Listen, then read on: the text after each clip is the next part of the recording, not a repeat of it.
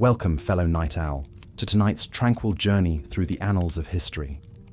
As you settle in for a restful night's sleep, I invite you to join me on a voyage back to a time long past, an age of chivalry and castles, of kings and queens ruling vast realms from atop bejeweled thrones. Before we begin our tale, I'd love to know where in the world you're tuning in from tonight and what time of day it is in your corner of the globe. Feel free to leave a comment and share. It's always a delight to see the diversity of this sleepy, history-loving community. And if you enjoy these relaxing forays into yesteryear, consider subscribing so you never have trouble sleeping or relaxing again. Now make yourself comfortable, dear friend. Perhaps you're nestled beneath soft sheets or curled up on a cozy sofa. As your eyelids grow heavy and your breath slows, let my words carry you gently back through the centuries to an era both familiar and strange, where we'll peek behind the stone walls of great castles and into the lives of those who once dwelled within. Tonight, we travel to medieval Europe, spanning from the fall of Rome in the 5th century to the Renaissance blossoming of the 15th. It was a time of faith and superstition, of plagues and progress, of conquests and crusades. Looming large over this ever-shifting landscape were the monarchs, those princes and princesses, kings and queens who claimed divine right to rule by the grace of God. From bejeweled crowns to ermine-trimmed cloaks, the royal regalia of the Middle Ages still captures our modern imaginations. When we picture the rulers of old, it's all too easy to envision them in a haze of unimaginable opulence, forever feasting and dancing, hunting and hawking, waging war and welcoming peace, draped in silks and dripping in jewels. But what was life really like for the royals of medieval Europe? How did they while away their days within the walls of sprawling castles and fortified manors, when they laid their crowned heads down to rest each night? What dreams and nightmares flickered behind their noble brows? As your own head sinks heavily into your pillow, I invite you to put yourself in their embroidered slippers for a spell. Imagine that you're a king or queen in the Middle Ages, born to a life of unimaginable privilege and power, but also one bound by duty, expectation, and tradition. Each choice you make will shape not just your own destiny, but the fate of kingdoms. So join me now, dear listener, as we tiptoe through echoing throne rooms and down torch-lit passageways, our footfalls softened by thick rushes strewn across cold stone. We'll eavesdrop on councils and ceremonies, feasts and festivals, births and betrothals. In the process, we may just discover that the royals of old were more human than the dusty pages of history might suggest. Our first stop will be the royal bedchamber itself, that most private of sanctums, where monarchs began and ended each day. As you nestle deeper into your own downy cocoon, let us draw back the heavy velvet drapes and greet the dawn as they might have, many centuries ago. Imagine, if you will, the first rays of sunlight creeping through an arrow-slit window, glinting off the gold threads of a finely wrought tapestry. A gently smouldering hearth lends the chamber a drowsy warmth, its flickering light dancing across the intricate carvings of a massive oak bed piled high with embroidered pillows and luxuriant furs. All is still, save for the measured breathing of the noble sleepers within. Before long, a gentle rapping at the door rouses the royal pair. It's the groom of the stool, that most intimate of courtiers, arriving to help the king with his morning ablutions. With great ceremony, the monarch is washed, dried, and dressed, layer upon sumptuous layer. The queen is tended to by her ladies-in-waiting, each one a high-born beauty vying for her favour. Devotions come next, as the king and queen are expected to set a pious example for their subjects. In a small private chapel, they kneel side by side to recite the morning offices, the Latin phrases well worn upon their tongues. The haze of incense and the glimmer of chalices induce an almost dreamlike state, a reminder that the right to rule is a divine mandate, and even the mightiest must humble themselves before God. But for all the ceremony, pomp, and prayer, medieval monarchs also had more worldly matters to attend to, and so, fortified by their faith, the king and queen emerged to face a day packed with courtly duties and obligations. As we've seen, despite their immense power and privilege, medieval monarchs were still very much human, with all the follies, fears, and foibles that entails. Their lives were defined as much by weighty duties as frivolous entertainments, as much by piety as politics.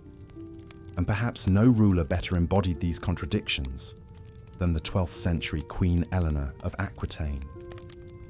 Born in 1122 to one of the wealthiest and most powerful families in France, the young Eleanor was the heiress to a vast domain that comprised nearly a third of the country. Beautiful, intelligent, and strong-willed, she was one of the most eligible bachelorettes in Europe. In 1137, at the tender age of 15, she wed the 17-year-old Prince Louis, heir to the French throne. It was a prestigious match, but not a happy one. The scholarly Pious Louis was ill-suited to the vivacious and worldly Eleanor. Nevertheless, when Louis's father died later that year, the teenage couple became King Louis VII and Queen Eleanor of France. Despite their differences, Eleanor joined Louis on the Second Crusade in 1147, leading a contingent of her own Aquitanian soldiers. This headstrong act was rather scandalous at the time. Crusading was thought to be the domain of men, not ladies, but Eleanor was no ordinary lady. Dressed in armor and mounted on a white horse, she cut a striking figure on the march to the Holy Land. Unfortunately, like most crusades, it ended in disappointment. The Christian armies failed to retake Jerusalem and returned home in defeat. The crusade only widened the rift between Eleanor and Louis. They had never been close, but now they could barely stand each other. After 15 years of marriage and 2 daughters, the mismatched couple sought an annulment on grounds of consanguinity, being related by blood, a big taboo for the church. In reality, it was a thin excuse to get out of an unhappy marriage. The Pope granted the annulment in 1152, and at the age of 30, Eleanor found herself single and ready to mingle. She didn't stay single for long though. Just 2 months after her annulment, Eleanor married the strapping young Duke of Normandy and Count of Anjou, an 18-year-old fellow by the name of Henry Plantagenet. It was a whirlwind romance and a savvy political move. Through their union, Eleanor's lands were joined with Henry's, creating a powerful counterweight to the French crown. But that was just the beginning. When Henry's cousin King Stephen of England died in 1154, Henry pressed his claim to the English throne and became King Henry II, with Eleanor as his queen. At a stroke, the couple now ruled a vast empire that stretched from Scotland to the Pyrenees, the so-called Angevin Empire. Over the next 13 years, the fertile Eleanor would bear Henry 8 children, 5 sons and 3 daughters, including the future kings Richard the Lionheart and John Lackland of Magna Carta fame. However, all was not wedded bliss for the royal couple. Like Eleanor's first marriage, her second union was marked by conflict and strife. Henry was a serial philanderer, openly taking mistresses and siring illegitimate children. He was also a domineering and often cruel husband, restricting Eleanor's movements and limiting her authority. The fiercely independent Eleanor chafed at such treatment, and the marriage deteriorated into a Cold War. Things came to a head in 1173 when Eleanor's sons, prodded by their mother, rebelled against Henry in a bid for power. It was the ultimate dynastic betrayal. But the revolt sputtered out and Henry took his revenge. He captured Eleanor and imprisoned her for the next 16 years, locking her away in various royal castles. Her sons fared little better. Henry's namesake, the young king, died of dysentery while leading a rebellion in 1183. Geoffrey perished in a jousting tournament in 1186. But time and tide wait for no man, not even kings. When Henry himself died in 1189, Eleanor's favourite son Richard ascended to the throne, and one of his first acts was to free his long-suffering mother. At the ripe old age of 67, Eleanor rode out of captivity and returned to the seat of power. With Richard often absent on Crusade, Eleanor served as regent for her son, skillfully managing the realm and his ransom when he was briefly held hostage. Even in her twilight years, the indomitable Eleanor remained a force to be reckoned with. When Richard died in 1199, she supported her youngest son John's claim to the crown over his nephew Arthur. At the age of 77, she personally led an army to lay siege to Arthur's supporters, securing the succession for John. She died in 1204 at the monastery of Fontevraud, at the astounding age of 82, an incredible lifespan for that time. In many ways, Eleanor of Aquitaine both reflected and defied the norms for medieval queens. She wielded immense power and wealth, shaping the politics of her age through her marriages and machinations. But she also endured great hardships, from an abusive husband to a 16-year imprisonment. She was a woman who broke the mold, who refused to be constrained by the expectations of her gender or station. A trendsetter and a trailblazer, a crusader and a queen, a mother and a monarch. Eleanor's extraordinary life reads like something out of an epic novel. Yet her story is no fiction, but rather a testament to the complex realities of life for medieval royalty. The power and the privilege, the duty and the domesticity, the piety and the politics, all were part and parcel of the royal experience. Eleanor embodied these contradictions perhaps more than any other, navigating them with savvy and tenacity. Her legacy continues to loom large, captivating the imagination of historians and novelists alike. As we explore the lives of other notable rulers like Eleanor, a rich tapestry of medieval monarchy emerges. A world of decadent feasts and pious fasts, of grand castles and grander cathedrals, of arranged marriages and courtly love affairs. A world where reputation was everything and dynasty was destiny, where the crown was both a blessing and a burden. In short, a world at once strangely alien and strikingly familiar.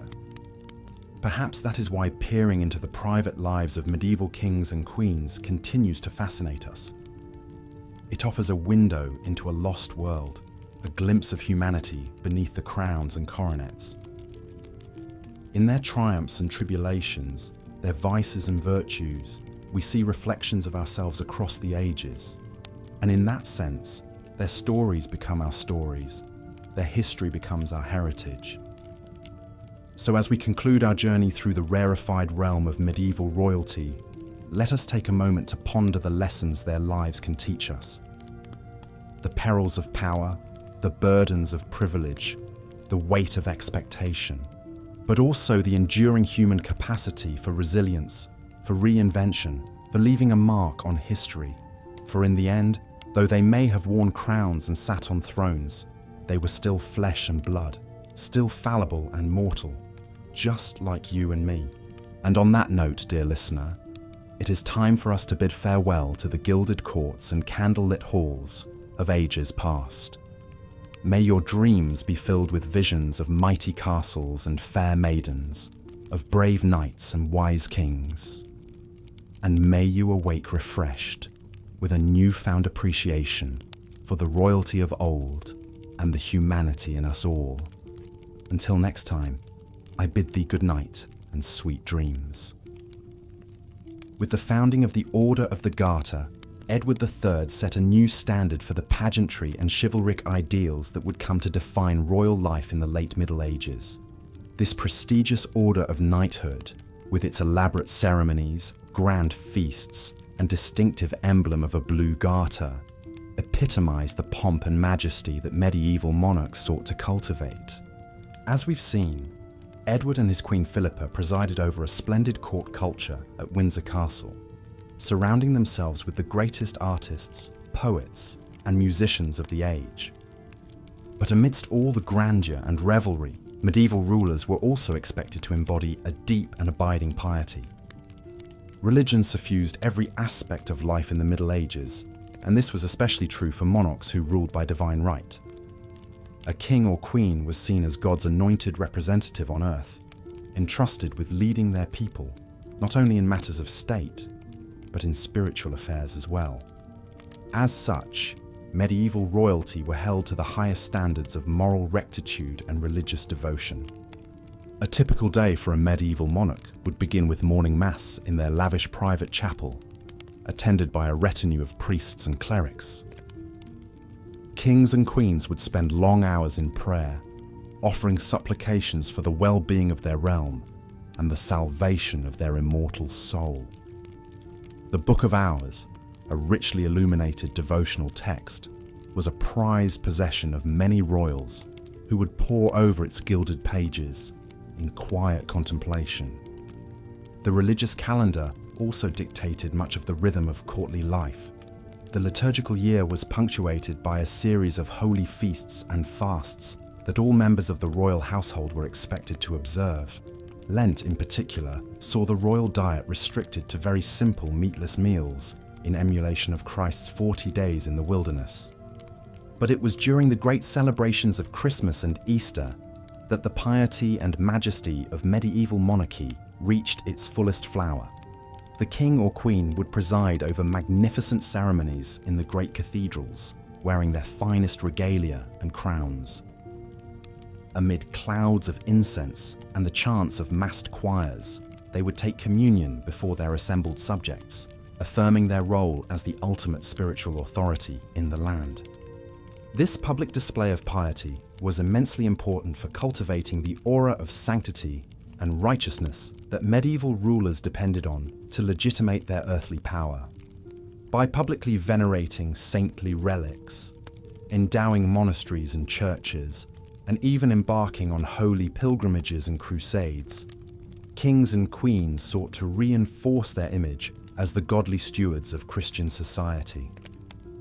Perhaps no one embodied this ideal of the pious medieval monarch more fully than Louis IX of France, known to history as Saint Louis. Renowned for his devout faith and austere lifestyle, Louis was a king who fasted regularly, wore a hair shirt under his royal robes as a sign of penance, and even invited the poor to eat at his table. He embarked on 2 ultimately disastrous crusades to the Holy Land, dying of dysentery on the second venture in Tunisia. But his reputation for saintliness only grew, and he was canonized by the Catholic Church just 27 years after his death. Of course, not all medieval rulers lived up to such lofty ideals.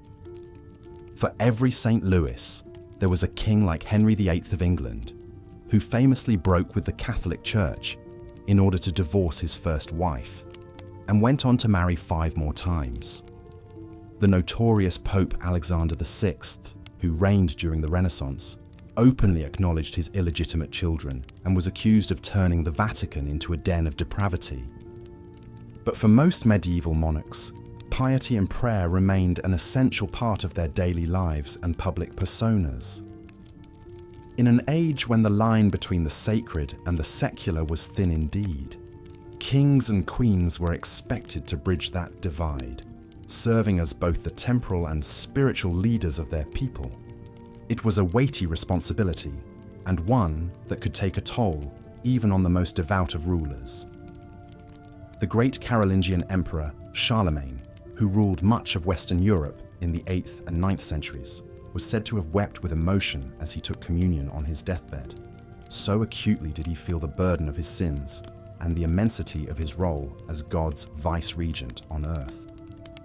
For the medieval monarchs who bore this sacred mantle, the glittering trappings of royal life, the sumptuous banquets, the silk-draped beds, the fawning courtiers, were perhaps a welcome distraction from the weighty matters of the soul that occupied so many of their waking hours.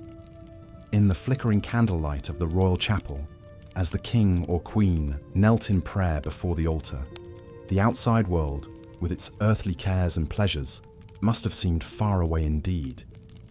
As we contemplate these long-ago rulers in their private moments of piety, we are reminded of the deeply human dimension of even the most exalted lives. Behind the crowns and scepters, the ermine-trimmed robes and the soaring rhetoric, medieval monarchs grappled with the same eternal questions that have always haunted the human heart. Questions of meaning, mortality, and the yearning for connection with the divine. In the tomb-like hush of the great cathedrals where they worshipped, or in the flickering shadows of their own bedchamber, these kings and queens sought solace and guidance from a higher power. And in so doing, they left us a powerful reminder of the enduring search for purpose and transcendence that unites us all across the ages. But even the most pious of rulers could not spend all their days in prayer and contemplation.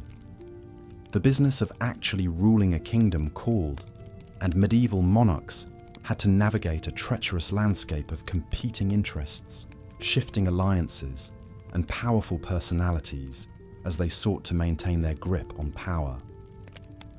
Perhaps no one exemplified the shrewd political maneuvering and force of character required of a successful medieval ruler quite like Eleanor of Aquitaine. Born into a wealthy noble family in southwestern France in 1122, Eleanor was one of the most eligible bachelorettes in Europe when she inherited the vast duchy of Aquitaine in her own right at the tender age of 15. Her first marriage, to pious King Louis VII of France, was by all accounts a mismatch of personalities.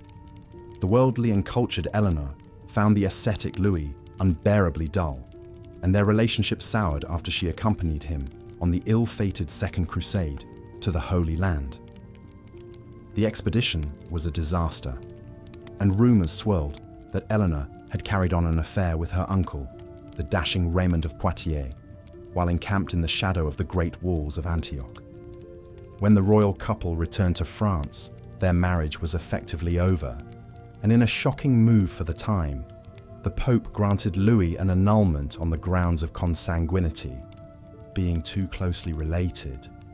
Eleanor, still only 28 years old, suddenly found herself once again the most desirable bride in Christendom.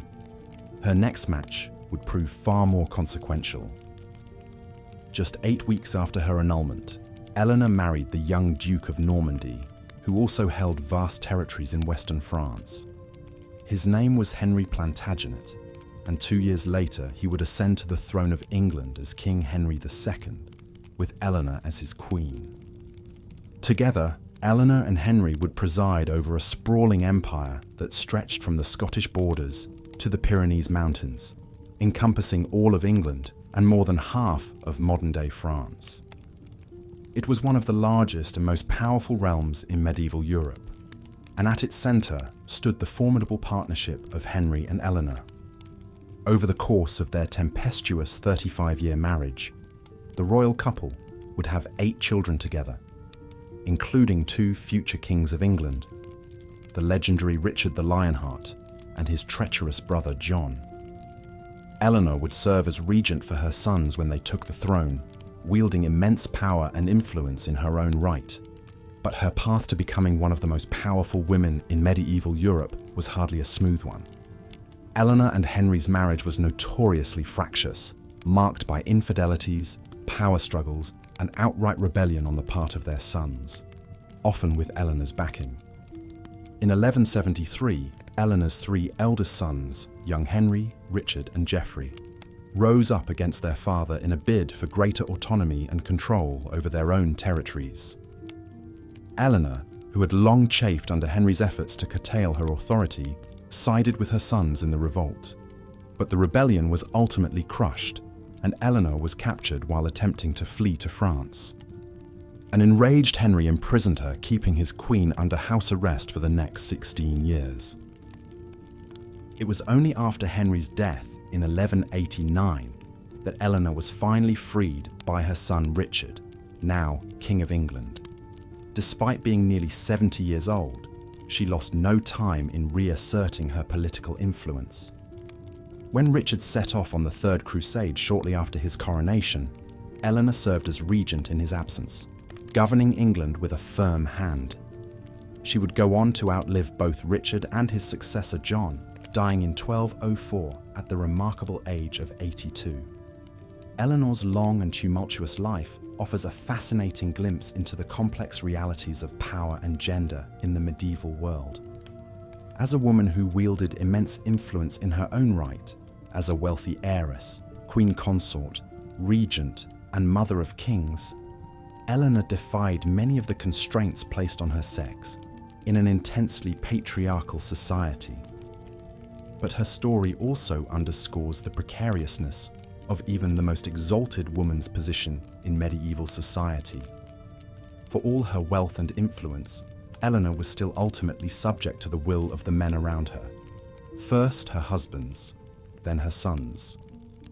Her imprisonment at Henry's hands serves as a stark reminder of the limits of female power in a world where kings still ruled supreme.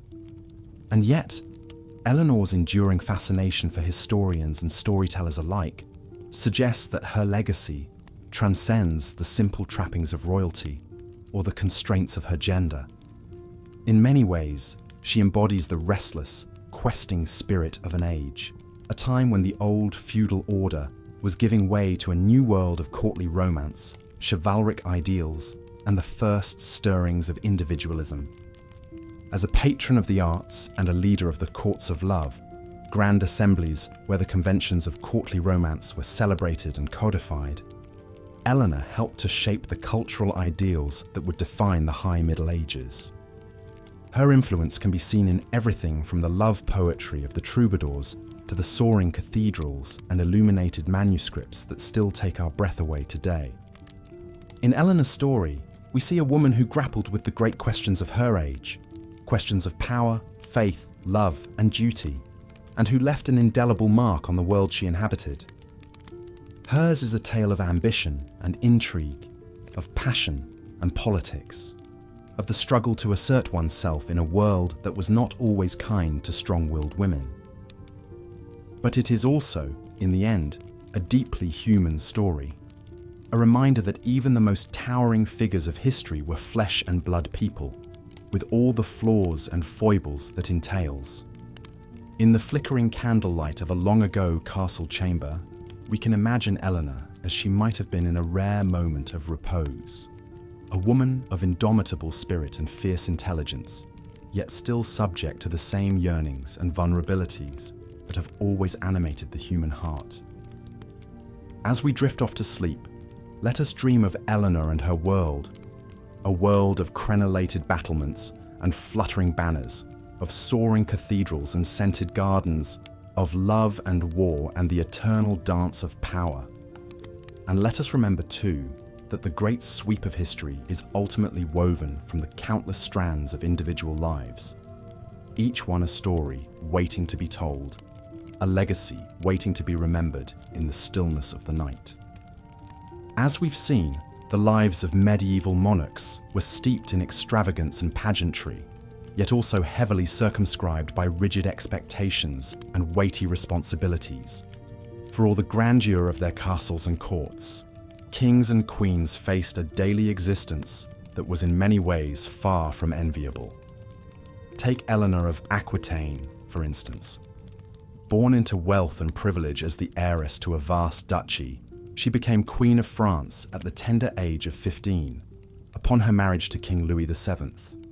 The young couple embarked on the ill-fated Second Crusade together, a grueling journey across thousands of miles that ended in military failure and personal estrangement. After 15 years of marriage and the birth of 2 daughters, Eleanor and Louis's union was annulled on grounds of consanguinity. But Eleanor's story was far from over.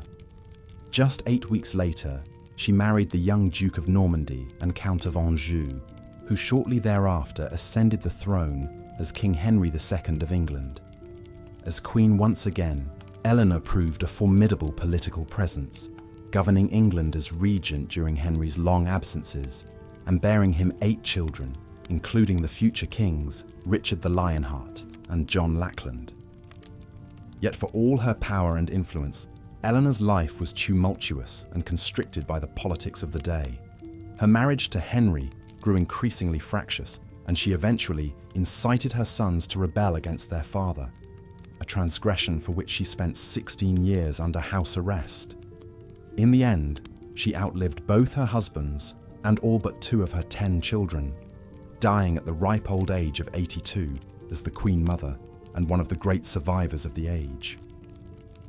Eleanor's remarkable tale highlights the precarious position in which even the most blue-blooded of medieval women found themselves.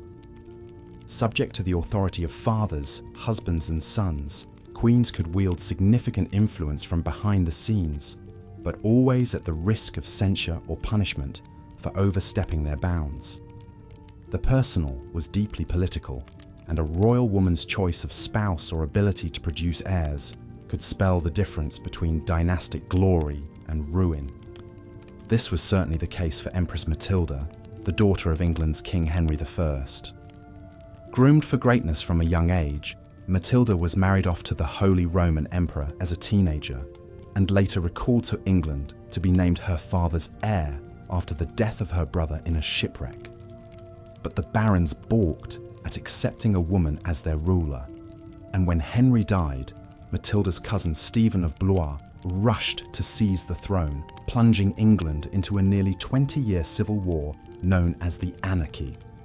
Matilda fought fiercely for what she saw as her birthright, rallying troops to her cause, and even escaping a castle under siege by being lowered down the walls in a coffin.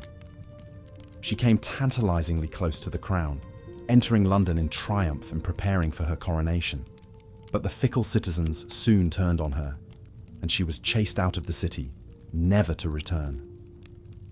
In the end, Matilda was forced to settle for seeing her son, the future Henry II, recognised as Stephen's successor, a diplomatic resolution to England's turmoil, but a personally disappointing outcome for a woman who had fought so long and hard to be queen in her own right. The stories of Eleanor and Matilda offer a poignant reminder of the limitations medieval women faced, even at the very apex of society. Queens and empresses might accrue fabulous wealth and wield considerable influence, but their agency was always contingent on the forbearance of the men around them. In a world where martial prowess was the ultimate source of authority, female rulers were only ever regents or intercessors, never truly secure on their thrones.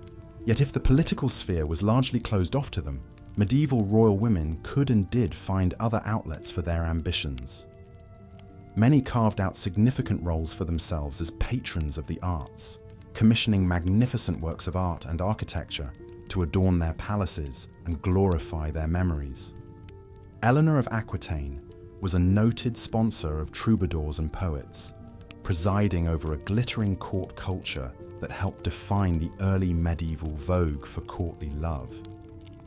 Other queens took a more active role in the religious life of their realms, founding abbeys and monasteries, going on pilgrimages, and even leading crusades, as Eleanor did alongside her first husband. The church offered a rare space where royal women could exercise a degree of autonomy and spiritual authority, even as it relegated them to a subordinate position in the social order. Of course, not all medieval monarchs were as outsized characters as Eleanor or Matilda. For every ruler who left an indelible mark on the historical record, there were scores more who lived and died in relative obscurity, their names recorded only in dry chronicles and faded pedigrees. These forgotten sovereigns may not have shifted the course of nations, but their experiences too are crucial for understanding what life was like for royalty in an age far removed from our own. Consider, for instance, the daily routine of an average medieval king.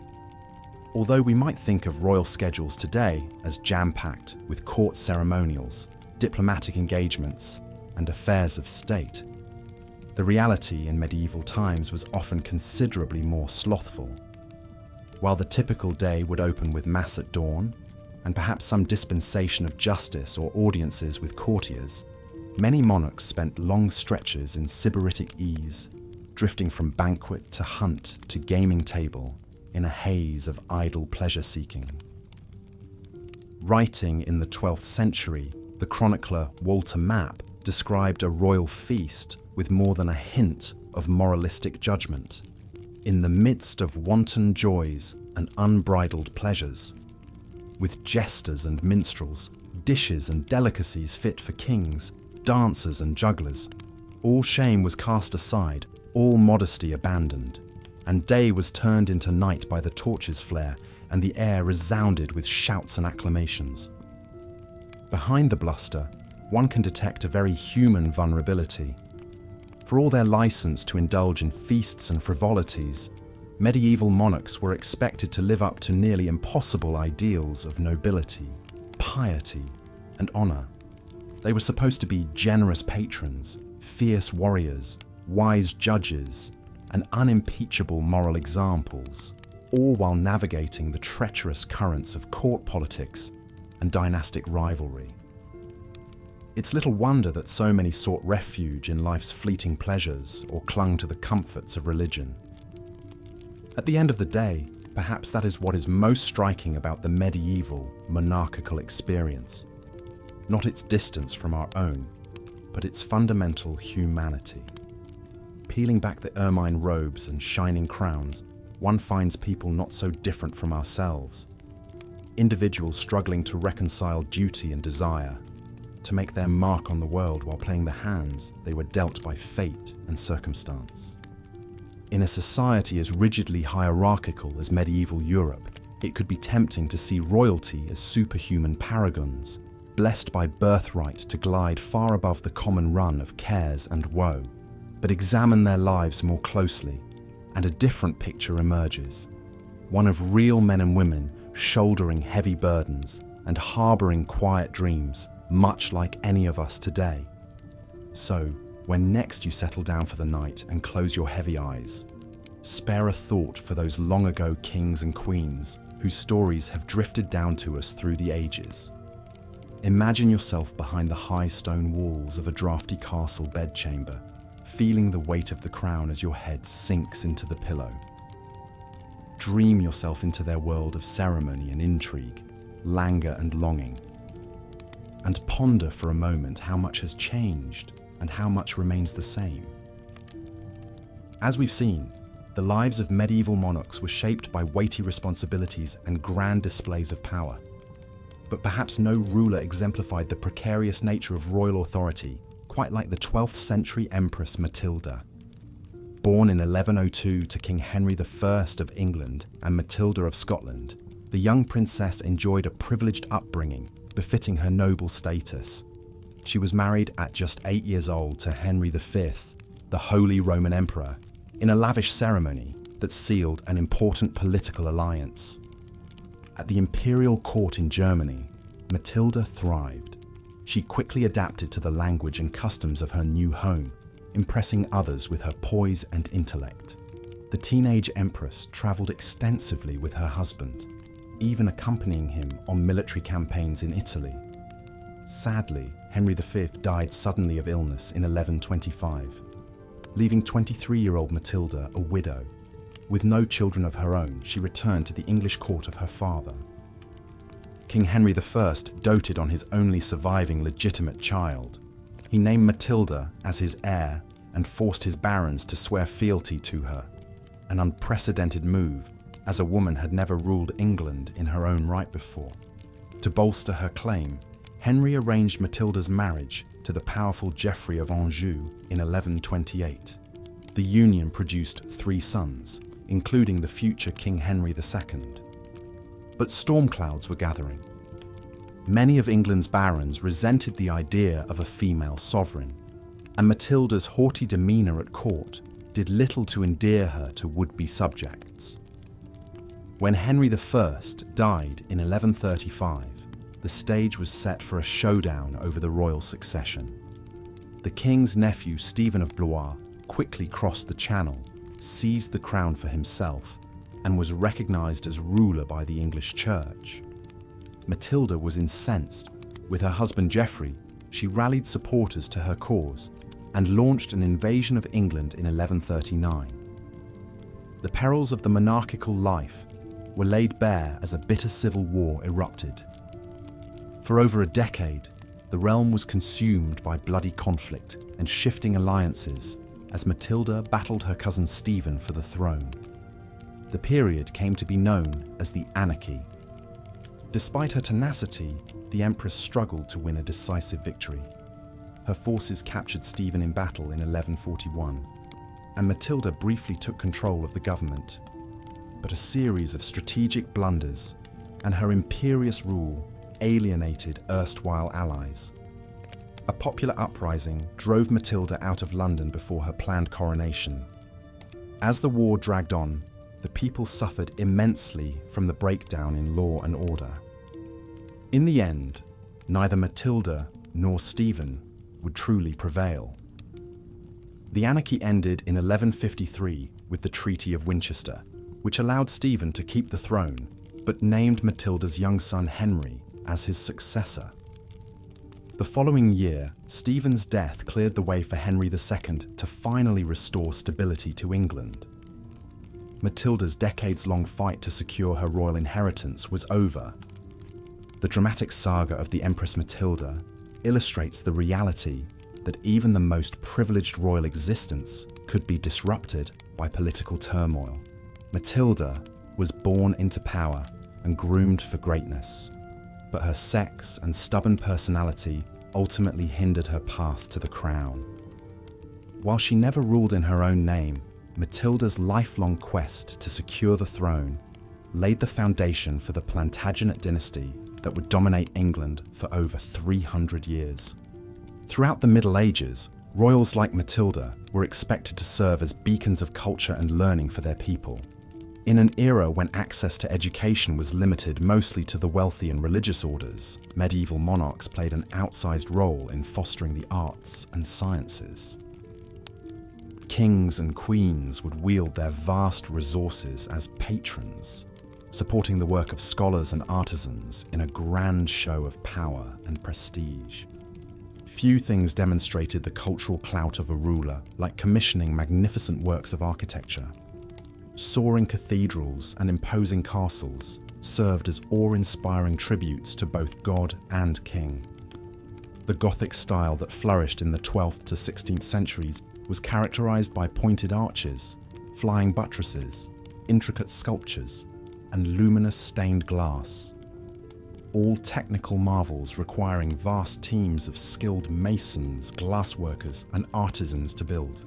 Take one of the most iconic examples, France's Chartres Cathedral.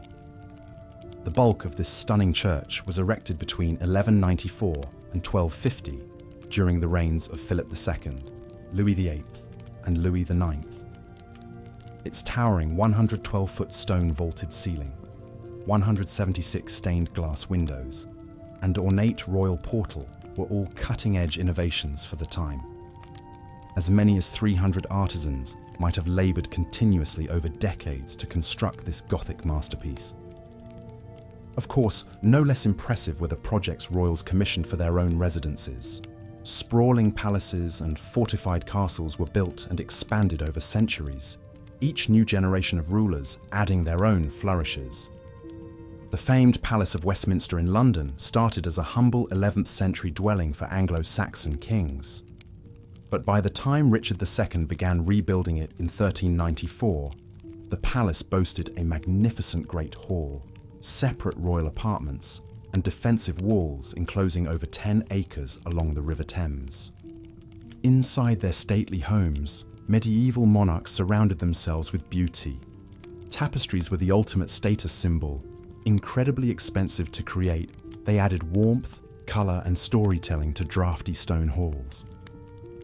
Kings from Charlemagne to Henry VIII amassed vast collections of ornate tapestries, like the 14th century Apocalypse series, spanning 472 feet in length. Illuminated manuscripts, paintings, frescoes, silk cushions, and silver plate rounded out the sumptuous decor. But royal patronage extended far beyond the visual arts. Poets, playwrights and musicians could gain fame and fortune in the orbit of the court. Rulers sponsored lavish performances and competitions and hired the most renowned creator of the day as official court composers. One could trace the evolution of secular music through luminaries like Guillaume de Machaut, who served John the Blind, King of Bohemia in the 1300s. Perhaps one of the most enduring forms of cultural patronage practiced by medieval monarchs was the founding of universities and libraries. From the 1100s onward, a ruler's prestige became tied to how many scholars they could attract and institutions they could endow. The universities of Oxford, Cambridge, and the Sorbonne all had royal patrons. Vast collections amassed in places like the Library of the Louvre made Paris a capital of learning. By supporting the dissemination of knowledge, royals hoped to glorify God and their own reputations. Of course, not all cultural projects were so high-minded. Entertaining the court was a major preoccupation, and some rulers gained fame for their lavish festivities that went on for days. One particularly notorious example was the so-called Bal des Ardents, or Ball of the Burning Men, held by the French Queen Isabeau of Bavaria in 1393. For this wild masquerade, King Charles VI and several lords dressed up as wild men, in costumes of linen soaked with resin for a hairy effect. When the king's brother approached with a torch, the highly flammable outfits caught fire. Several men were burned alive, though the king was saved by the quick actions of his young aunt. The night's gruesome turn was considered an ill omen, foreshadowing Charles VI's later bouts of madness. Such tragedies aside, the cultural legacy left by medieval royalty is undeniable. The period marked a flowering of creativity and learning, with rulers leading the way as patrons. By commissioning magnificent buildings, art, and institutions of knowledge, kings and queens hoped to achieve a kind of immortality beyond their own reigns. And for we moderns peering back through the centuries, these tangible remnants of royal lives help bring a long-ago era into vivid focus. While it can be tempting to romanticize the pageantry and luxury of medieval royalty, the day-to-day reality for even the most powerful rulers was often quite constrained. The famous axiom, uneasy lies, the head that wears a crown, captures the suffocating pressure and isolation that could characterize life at the very top of the hierarchy. Even for anointed monarchs, there was little privacy or personal freedom. A royal's daily existence revolved around ritual, with each hour stipulated by religious services, official ceremonies, court functions, and prescribed leisure activities. Every action was governed by strict protocol and etiquette, from how lowly servants could approach them to what dishes could be served at a banquet. And a sprawling entourage of attendants, courtiers, and guards meant a king or queen was rarely, if ever, truly alone. Consider the claustrophobic conditions of King Charles VI of France, who reigned from 1380 to 1422. From childhood, Charles was monitored constantly, his tutors and minders tracking his every movement and conversation. He had to make a formal entreaty to the royal council for permission to visit his wife in another castle. His descent into madness as an adult only tightened the net of supervision around him. Though sovereigns wielded vast power in theory, they were often constrained by webs of tradition and aristocratic power in practice. Running a realm required keeping landed nobles happy, which meant granting them the right offices, marriages, and honours at court. And before the rise of professional bureaucracies, kings relied on their great magnates to carry out everything from collecting taxes to fielding armies, giving them immense leverage. Those who failed to placate their noble subjects could face dire consequences. The Barons' Wars of the 2600s England saw King Henry III taken hostage by a rogue confederation of lords after they felt he had slighted their ancient rights and privileges. Henry was forced to accept reforms limiting royal authority and giving more power to a council of nobles. The crown's dependence on the goodwill of aristocrats was laid bare. The most intimate aspects of a ruler's life were dictated by politics as well. Marriages, especially for women, were almost always arranged with diplomatic aims in mind. Kings and queens were seen as valuable pieces on the dynastic chessboard, used to seal alliances or territorial claims. The wishes of the betrothed were rarely a factor. Princes and princesses often met their new spouses for the first time at the altar. Once wed, a royal couple's chief duty was to produce heirs to continue the dynasty. This pressure was especially intense for women, whose worth was often measured by their fertility. The 15th century Margaret of Anjou endured 7 years of marriage to King Henry VI, without conceiving before finally giving birth to a son, Edward. But when the long-awaited prince was disinherited amid the Wars of the Roses, Margaret transformed into a fierce warrior, leading armies into battle on his behalf. Of course, not all royal marriages were cold political alliances. The great love story of Edward I and Eleanor of Castile in the 1200s is documented in adoring letters that capture their mutual affection. And the 14th century saw the reign of the princes in the Tower, the devoted Edward II and his friend Piers Gaveston, who shared an emotional and perhaps romantic bond. But even these relationships played out on a public stage, subject to the scrutiny of courtiers.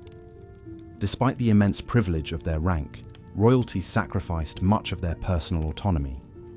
The crown's seclusion also meant a formal distance from their subjects. Glimpses behind the carefully controlled facade, like Henry VI's melancholic breakdowns or Edward II's grief over the death of Gaveston, reminded the realm of the humanity of their rulers. But more often, what people saw, and what history records, is the public persona of an exalted but inaccessible figure. In the end, perhaps the greatest constraint on a medieval monarch was an unrelenting pressure to measure up to the lofty ideals of the role. Kings were to be paragons of justice, founts of honor, defenders of the church. Queens should be models of beauty, virtue, and piety. They must appear strong but merciful, dignified but generous. And through their patronage and conquest, they had to build a worthy legacy for the ages. Imagine the weight of these expectations on even the most high-born shoulders.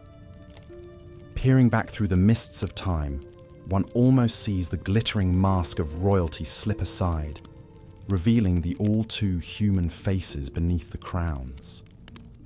The bejeweled robes and heraldic banners cannot conceal the cares and passions of people like any other. People who laughed and wept and raged between the grand ceremonies and stately portraits. As the velvet curtains of history fall closed on the pageant of medieval royalty, perhaps this is what lingers in the imagination. Not just the majestic castles and opulent treasures, but the individual men and women who bore the lonely burden of rule. While monarchs' lives were in many ways impossibly distant from our own, to empathize across the ages is to sense an inner world that was achingly familiar, whether crowned or common-born. Good night, and may your dreams be graced by the gilded shadows of yesteryear, the regal phantoms who, for all their legendary deeds and outsized renown, were still souls much like you or I. Rest now and ponder what life was truly like for those who reigned so long ago, in an era lost to antiquity, but not beyond our imagining. Until next time, fare thee well, my royal dreamer. Continuing from where we left off, let us delve deeper into the remarkable life and times of Eleanor of Aquitaine, a woman who shaped the course of history in medieval Europe.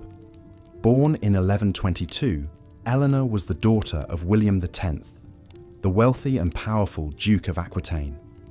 From a young age, she was groomed for greatness, receiving an education befitting a future queen. She learned to read and write, a rare accomplishment for a woman in those times, and was tutored in languages, music, and the arts of courtly love. At the tender age of 15, Eleanor's life took a dramatic turn when her father died unexpectedly on a pilgrimage to Santiago de Compostela. As the eldest of his two daughters, Eleanor inherited the vast Duchy of Aquitaine, making her the most eligible bride in Europe. Suitors from far and wide sought her hand in marriage, vying for the chance to control her immense wealth and territory. In the end, it was Louis VII, the young King of France, who won Eleanor's hand. They were married in 1137, just a few months after Louis had ascended to the throne. At first, the union seemed a happy one, with Eleanor bringing a much-needed infusion of wealth and culture to the French court. She introduced the troubadour tradition of courtly love, sponsoring poets and musicians who sang of chivalry and romance. But despite their auspicious beginnings, Eleanor and Louis's marriage soon began to fray. Eleanor was a strong-willed and independent woman, accustomed to ruling her own lands. She chafed at the restrictions placed on her by the conservative French court and the pious Louis, who disapproved of her extravagance and worldly ways. Matters came to a head in 1147, when Louis announced his intention to lead the Second Crusade to the Holy Land. Eleanor, ever the adventurer, insisted on accompanying him, along with a retinue of her ladies and troubadours. The crusade was a disaster, with the French army decimated by disease and the harsh desert conditions. Rumours swirled that Eleanor had engaged in an affair with her uncle, Raymond of Poitiers, the Prince of Antioch, further straining her relationship with Louis. Upon their return to France, the royal couple's estrangement was complete. After 15 years of marriage and 2 daughters, they sought an annulment on the grounds of consanguinity, as they were third cousins. The annulment was granted by Pope Eugene III, and Eleanor was once again free to marry. Her choice of husband this time would have even more profound consequences. Just 8 weeks after her annulment, Eleanor married Henry Plantagenet, Duke of Normandy and Count of Anjou, who stood to inherit the English throne. Their union created a vast empire that stretched from the Scottish border to the Pyrenees, and would eventually give rise to the Plantagenet dynasty that ruled England for more than 300 years. As Queen of England, Eleanor proved a formidable consort to Henry II. She bore him 8 children, including 5 sons, and served as regent when Henry was away on campaign. She continued to patronize the arts and learning, and is credited with establishing the Court of Love at Poitiers, where troubadours and poets gathered to debate the finer points of courtly romance. But Eleanor's relationship with Henry, like her marriage to Louis, was tempestuous. Henry was a notorious womanizer, fathering numerous illegitimate children, and the couple often quarreled over matters of state. In 1173, Eleanor's sons, led by the eldest Henry the Young King, rebelled against their father, seeking greater power and autonomy. Eleanor supported her sons in the revolt, which ultimately failed. As punishment, Henry had Eleanor imprisoned for the next 16 years, moving her from castle to castle to prevent any further plots. It was not until Henry's death in 1189 that Eleanor was finally released from captivity. By then, she was 67 years old, but her indomitable spirit was undiminished. She outlived Henry by 15 years, serving as a trusted advisor to her sons Richard I and John, who both became kings of England. She undertook diplomatic missions, negotiated treaties and alliances, and even traveled to Spain to choose a bride for her grandson, the future Louis VIII of France. Eleanor's legacy as a patron of the arts and a champion of courtly love endured long after her death in 1204, at the ripe old age of 82. The troubadour tradition she helped to establish spread throughout Europe, influencing poetry, music, and literature for centuries to come. Her descendants, the Plantagenets, would go on to shape the course of English history, giving rise to such legendary figures as Edward I, Edward III, and Richard III. In many ways, Eleanor of Aquitaine epitomized the contradictions and complexities of life for medieval royalty. She was a woman of immense power and influence, yet she was also subject to the whims and desires of the men in her life. She was a patron of the arts and a champion of courtly love, yet she was also a shrewd political operator who used her wealth and connections to advance her own interests. and those of her children. Through her long and eventful life, Eleanor navigated the treacherous waters of medieval politics with skill and determination, leaving an indelible mark on the history of England and France. She remains a fascinating figure to this day, a woman who defied the conventions of her time and left a legacy that endures more than 800 years after her death. As we move on to explore other aspects of royal life in medieval times, it's worth keeping Eleanor's story in mind. Hers was a life of privilege and power, yet also one of great challenges and adversity. In her triumphs and her struggles, she reflects the larger themes and trends that shaped the lives of medieval monarchs, from the weighty responsibilities of rulership to the personal sacrifices and compromises that came with the crown. So let us now turn our attention to those responsibilities and sacrifices and examine more closely the unique lifestyle of royalty in the Middle Ages. As we do so, we may find that the glittering facade of wealth and privilege conceals a more complex and often troubling reality, one in which even the most powerful rulers were subject to forces beyond their control. As the sun rose over the medieval landscape, the day began for the monarchs and their household. The first order of business was usually religious devotion. Kings and queens were expected to be paragons of piety, attending daily mass and spending hours in prayer each day. Many had private chapels within their lavish residences, where they could worship in quiet contemplation, attended by priests and ladies-in-waiting. Religion suffused every aspect of a medieval ruler's life.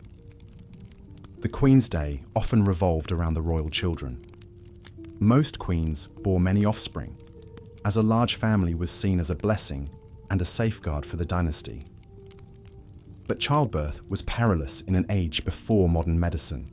Queens frequently died in childbed, as did infants and young children. Those princes and princesses who survived enjoyed a privileged but often short childhood. Royal children were usually raised separately from their parents, in a different part of the palace or even a separate residence altogether.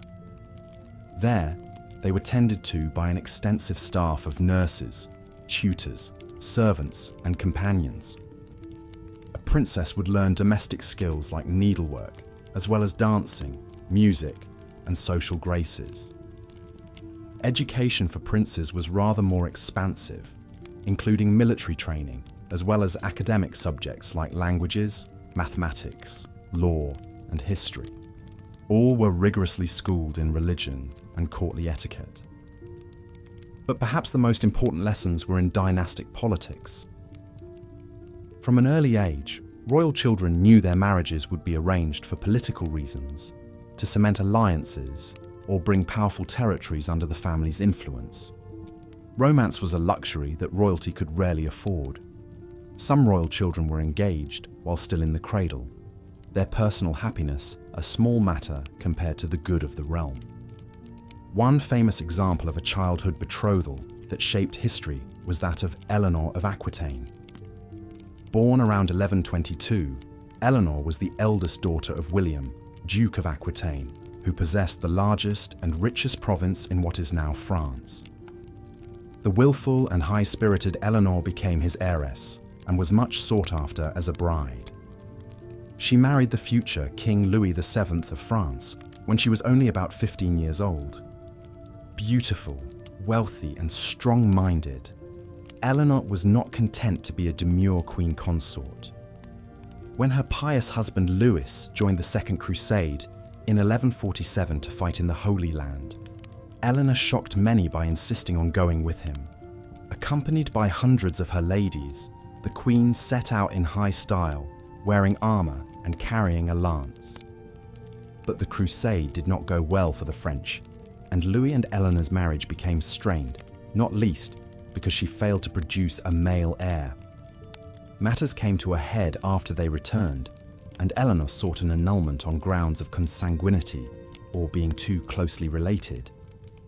The embarrassed Louis agreed, and their marriage was dissolved in 1152, leaving Eleanor single and in possession of her huge inheritance from Aquitaine. Being a great heiress made Eleanor a prime catch on the medieval marriage market. She soon wed a dynamic young nobleman named Henry, who 2 years later would ascend to the throne of England as Henry II. By him, Eleanor bore 8 children, including 5 sons, 2 of whom would become kings in their turn. But as Eleanor aged, her relationship with the explosive and philandering Henry deteriorated. After Eleanor supported a rebellion by their sons against Henry, the furious king had the queen placed under house arrest, where she remained for over a decade. In the first year of her confinement, 1173, Eleanor's eldest surviving son, known to history as Richard the Lionheart, once again rebelled against his father Henry. Richard, his mother's favourite, may have been emboldened knowing Eleanor supported his claim. He went to war alongside his younger brother Geoffrey, and at one point, the sons actually took their own father prisoner.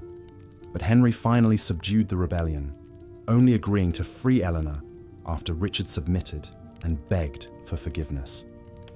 Throughout her long imprisonment, Eleanor remained a strong influence over her sons, fueling their ambitions and giving advice through letters.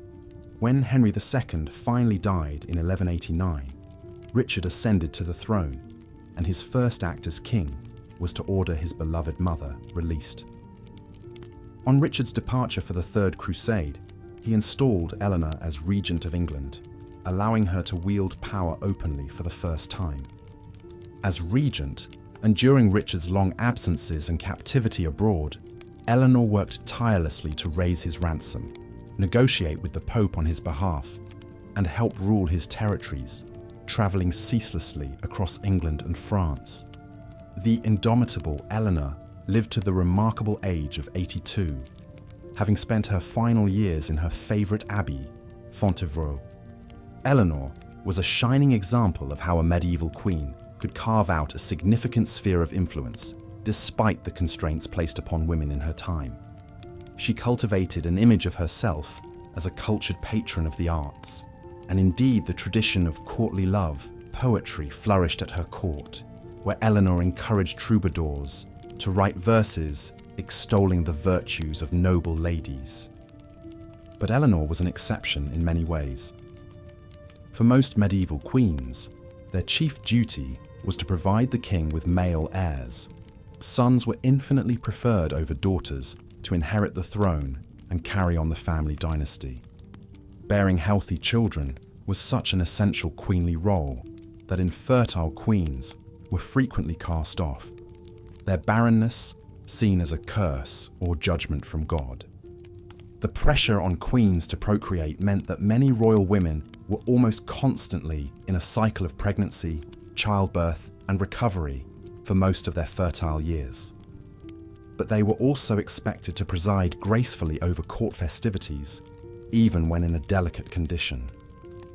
And of course, the rigours of childbirth itself were a recurring danger that claimed many royal mothers and babies. This was the case for Queen Philippa of Hainault, wife of King Edward III of England. Philippa was a devoted consort who provided Edward with many children, including 5 sons who lived to adulthood. She held the reins of government as regent for Edward during his long military campaigns abroad. Beloved for her kindness and piety, Philippa was an ideal medieval queen.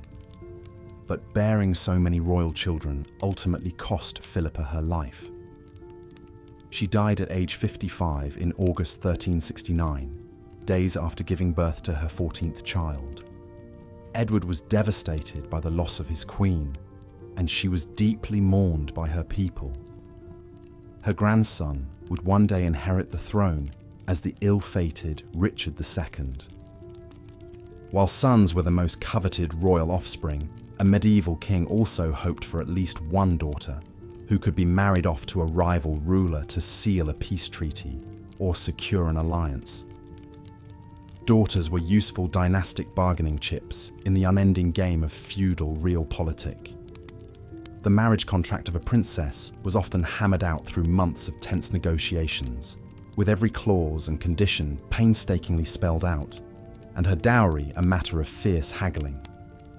Once wed, she was expected, to loyally promote her birth family's interests in her new land. Queens who failed in this risked being branded traitors or worse. Most royal daughters, knowing no other way of life, accepted their fate stoically, doing their dynastic duty. A few long-suffering wives even came to love their husbands. But many led isolated and unhappy lives in a foreign court, far from home, valued only for their wedding dowry and reproductive capacity. So for a royal bride, whether negotiating her betrothal or navigating the intrigues of a new court, the best ally she could find was often her own mother. Queens worked tirelessly to advance the marriages of their children, calling in favours, smoothing over conflicts, and plotting against rivals. Once a queen's daughter was safely delivered to her husband, she strove to keep up a regular correspondence, sending letters full of news, advice, and warnings. A royal mother's counsel was often her daughter's greatest asset, as she tried to find her footing in an unfamiliar court.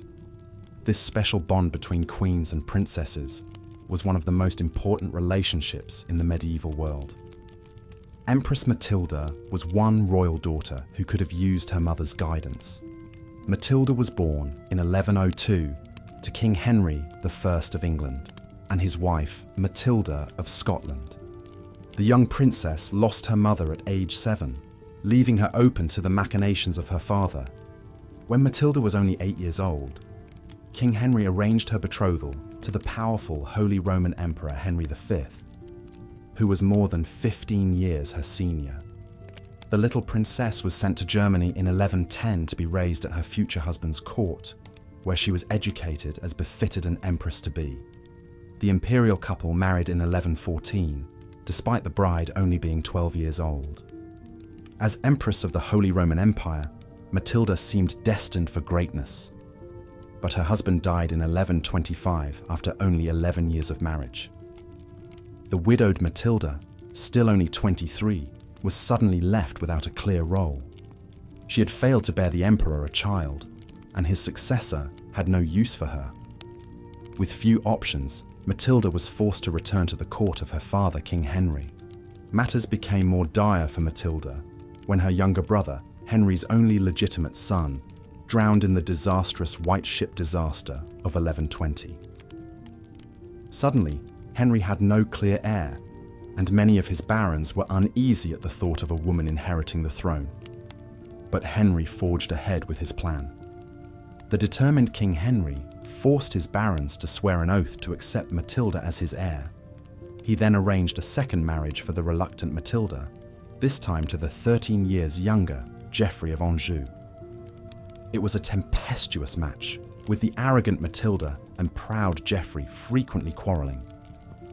But the power couple eventually came to terms and had 3 sons. When Henry I died in 1135, it seemed that Matilda's path to the English throne was clear, with Geoffrey acting as her consort and protector. But many of the barons went back on their oath to Henry, and the throne was instead claimed by Henry's charming nephew, Stephen of Blois. Matilda was outraged at being passed over. She rallied troops and supporters, leading them in an invasion of England in 1139. Matilda captured Stephen in battle in 1141, and for a few months actually ruled in London as Lady of the English. But her haughty demeanour alienated the citizens, and she was soon forced to flee as Stephen's allies rallied. The resulting civil war and breakdown of royal authority as Stephen and Matilda's factions vied for control became known as the Anarchy. For nearly 20 years, the two rivals continued to struggle and maneuver for advantage as the kingdom erupted in bloodshed and chaos. Contemporary chroniclers lamented that Christ and his saints slept as the war dragged on. Finally, in 1153, the exhausted parties reached a compromise called the Treaty of Winchester. Stephen would remain as king for the rest of his life, with Matilda's son Henry named as his heir. The following year, Stephen died, and the 21-year-old Henry ascended the throne as Henry II, beginning a new era for England. Matilda herself retired quietly to Normandy, where she died in 1167 at age 65, knowing she had fought like a lioness to put her son on the throne. In the end, she lost her long struggle to be queen in her own right. But through her descendants, including the formidable Henry II and celebrated Richard the Lionheart, Matilda left a towering legacy over the English monarchy for generations to come.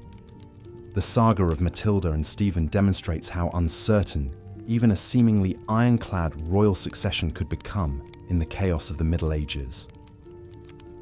With life expectancy so much lower than today, the death of a king could plunge a realm into disarray if the heir was too young, absent, or disputed. Queens like Eleanor of Aquitaine and Empress Matilda, who lived long enough, could wield great influence as queen mothers and regents for underage sons.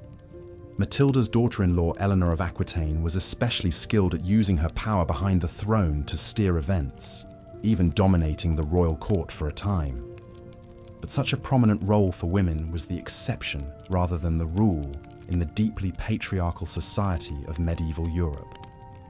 Women, even royal ones, were meant to be submissive, pious, and decorous, modeling the virtues of the ideal courtly lady. Those queens who openly flouted these expectations, asserting themselves too strongly into the male spheres of governance and warfare, frequently met with criticism and censure. Chroniclers denounced them as unnaturally ambitious viragos overstepping their proper womanly role.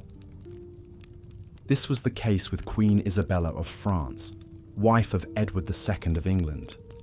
Isabella, beautiful and clever, despised her ineffectual, pleasure-loving husband and his male favourites, who held undue influence at court. In 1325, Isabella fled to France, where she took a lover, the ambitious nobleman Roger Mortimer. The scandalous pair gathered an invasion force and attacked England, capturing the hapless Edward and forcing him to abdicate in favour of his teenage son, Edward III. Edward II soon died in captivity, almost certainly murdered on the orders of Isabella and Mortimer. The pair then ruled openly as regents, their brazen affair an open secret. But young King Edward chafed under his mother's thumb. In a palace coup, he arrested Isabella and put her lover Mortimer on trial. The Queen was spared execution and allowed to retire with dignity to a comfy exile. Mortimer, however, was promptly hanged as a traitor. Isabella's story is a cautionary tale of how even powerful queens could swiftly fall from grace if they failed to maintain the proper image of virtuous femininity. In the harsh world of medieval politics, royals danced on a razor's edge, where one wrong move could mean disgrace or death.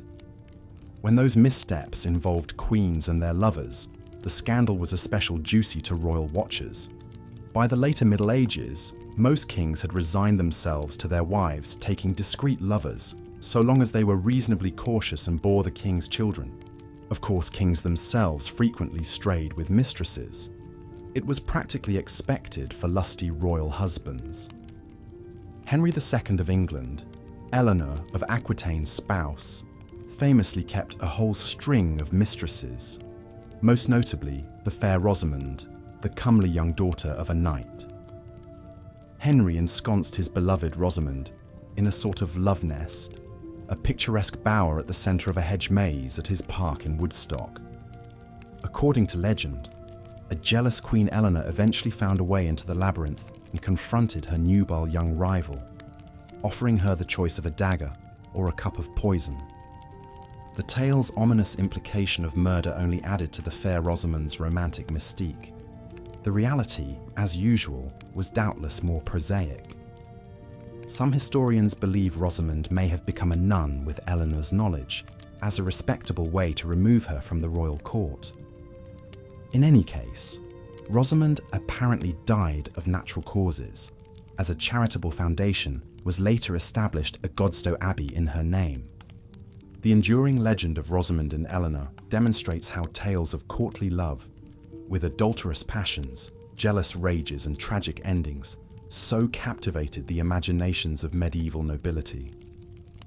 Such scandalous romances whether real or embellished, were the favourite gossip around palace fireplaces and banquet tables. So, where did medieval royals do most of their philandering and politicking? Much of it occurred at their favourite royal residences and power bases. Kings, queens, and their courts were always on the move between castles, keeping an eye on their far-flung domains. The great royal domiciles of the Middle Ages were not just military fortifications, but also political nerve centres and stages for court pageantry and intrigue.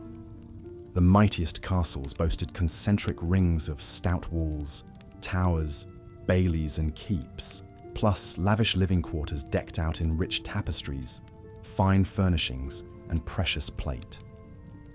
A splendid example was William the Conqueror's White Tower, begun in the 1070s, the first and largest building at the Tower of London complex.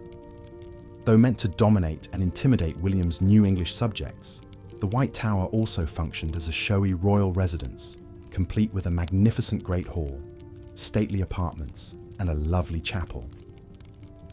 Many exquisite examples of medieval royal apartments still survive today. One of the most opulent was the Palais de la Cité in Paris, the main seat of the French monarchy from the 10th century until Charles V moved the court to the Louvre in the 1360s. The Palais de la Cité was a vast complex combining a fortress, a prison, law courts, and a dazzling royal residence. At its heart was the sumptuous Grande Salle, a hypostyle hall with soaring vaults supported by colourful marble columns.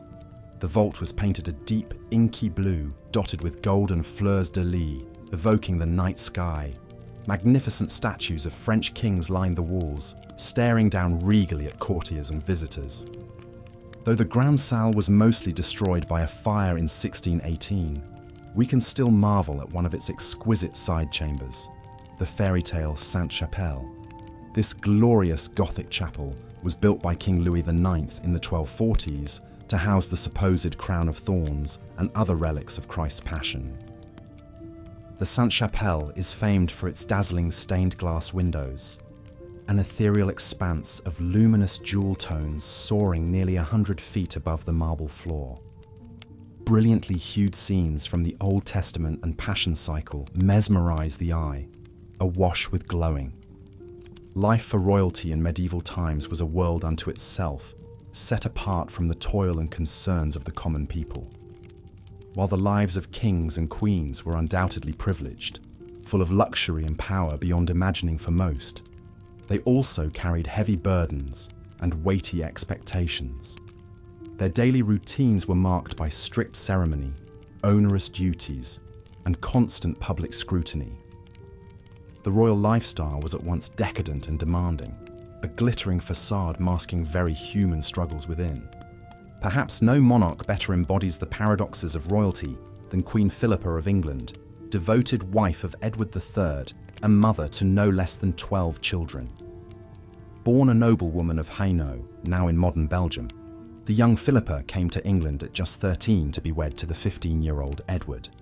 It was an arranged match, like most royal marriages then, intended to secure a political alliance between their two lands. Yet despite its pragmatic origins, the union would blossom into a deeply loving and influential partnership.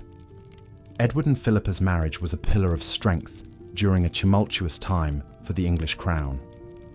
Not long after taking the throne, Edward embroiled England in what would become the 100 Years' War, staking a tenuous claim to the French crown through his mother. As he led armies across the Channel year after year, Philippa often served as regent in his stead, capably governing the realm. She earned widespread respect for her wisdom, grace and charity, a trusted queen who embodied the ideals of the age. But Philippa's life was far from the tranquil domesticity enjoyed by her humblest subjects.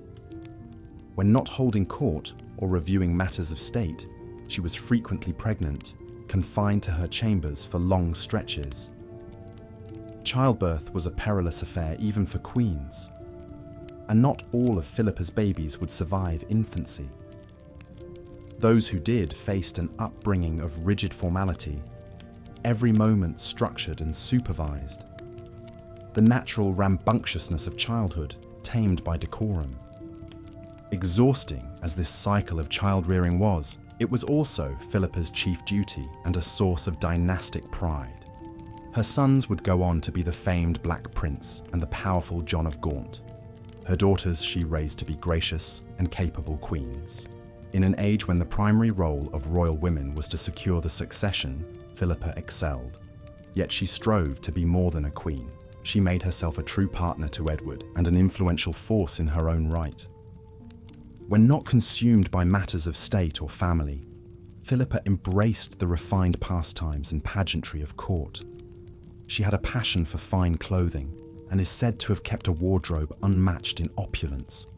She looked regal even by the sumptuous standards of 14th century nobility, swathed in jewels and billowing gowns. Music was another great love, her court forever filled with minstrels and troubadours. She was a cultured patron of the arts and learning, collecting exquisite books and objets d'art from the continent. Yet Philippa also took her Christian faith most seriously, as any proper monarch must in medieval times. She devoted long hours to prayer and masses in the royal chapel, and practiced charity on a grand scale befitting her station. Her touching concern for the poor was much remarked upon, and convents, hospitals, and almshouses across England enjoyed her support.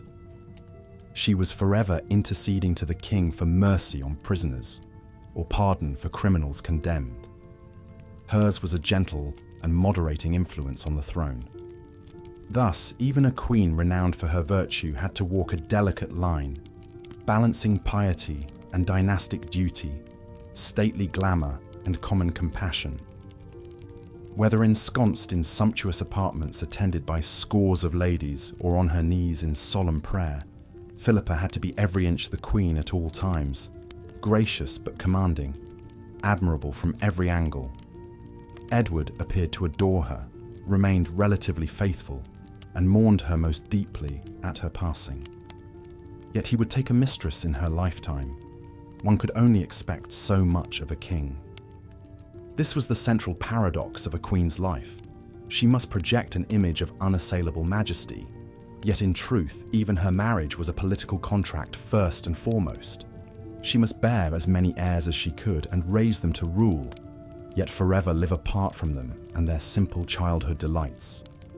She must act as intercessor for her people, yet never forget her place far above them. She enjoyed comforts and luxuries unthinkable to most, yet kingly whims might negate them at any time. To be royal was to live atop a pedestal, resplendent to behold, but confined on all sides. When English subjects gazed up and saw Philippa and her family in all their finery, they saw mythic figures more than flesh and blood. When we look back from our vantage point today, it can be hard to see past the crowns and castles and courtly fanfare, but Philippa's story reminds us that inside the royal robes beat a human heart, with cares and contradictions not so different from our own.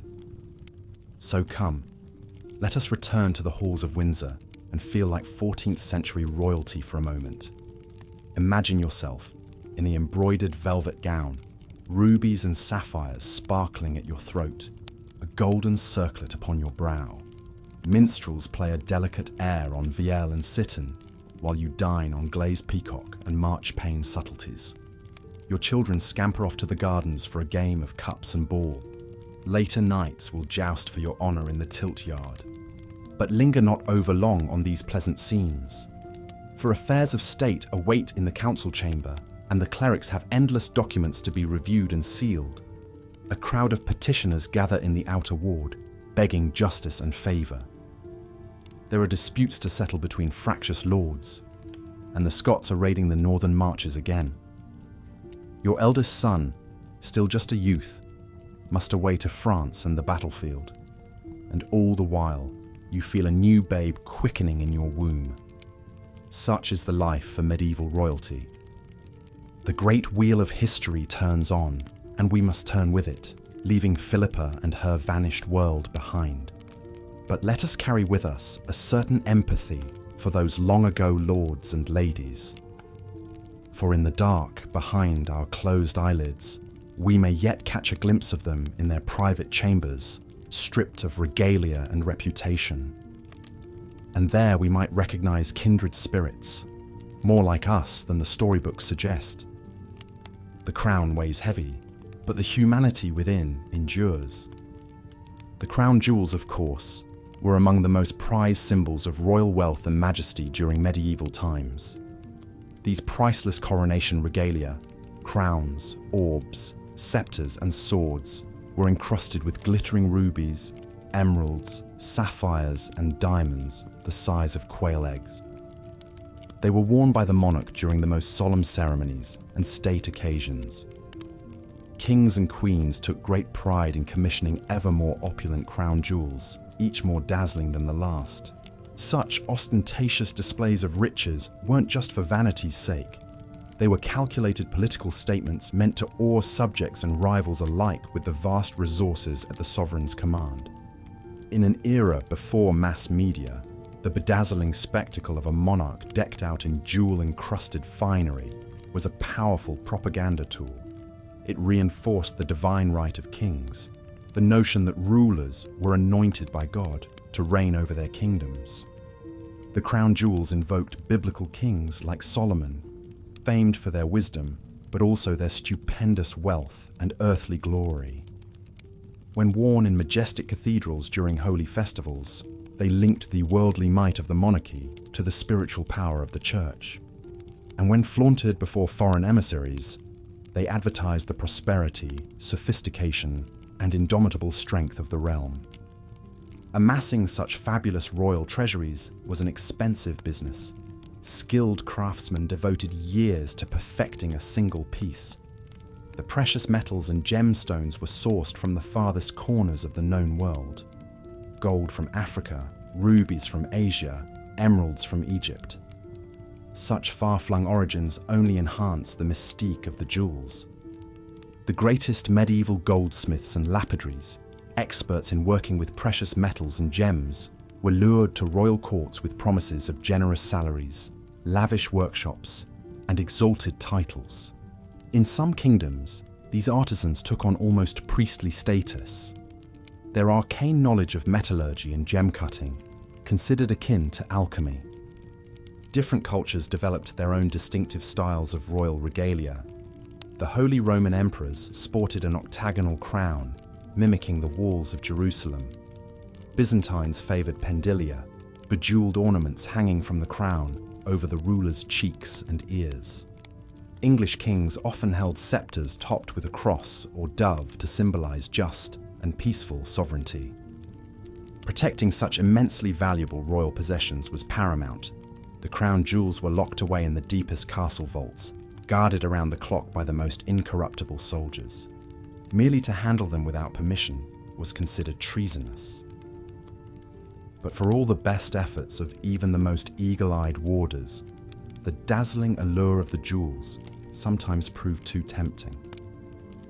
In 1303, the treasury at Westminster Abbey was daringly robbed. The golden crown, scepters and rings of Edward the Confessor were stolen by a mysterious band of thieves.